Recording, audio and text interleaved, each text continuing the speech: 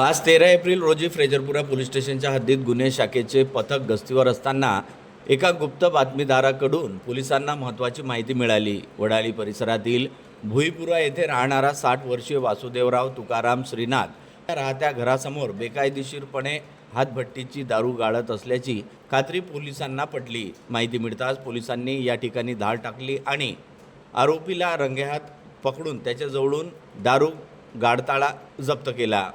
घटनास्थळावरून पोलिसांनी 100 लिटर हातभट्टी दारू आणि 200 लिटर मोहाचा सडवा जप्त केला आहे। या कारवाईत दारू गाळण्याचे इतर साहित्य पोलिसांनी जागीच नष्ट केले असून एकूण 75,000 रुपयांचा मुद्देमाल जप्त करण्यात आला आहे। या प्रकरणी आरोपी वासुदेवराव श्रीनाथ विरुद्ध महाराष्ट्र दारूबंदी कायद्याअंतर्गत गुन्हा दाखल करण्यात आला असून पुढील तपास फ्रेजरपुरा पोलीस करत आहे। शहरात अवैध व्यवसायांना थारा दिला जाणार नाही असा इशाराच जणू या कारवाईतून पोलिसांनी दिला आहे।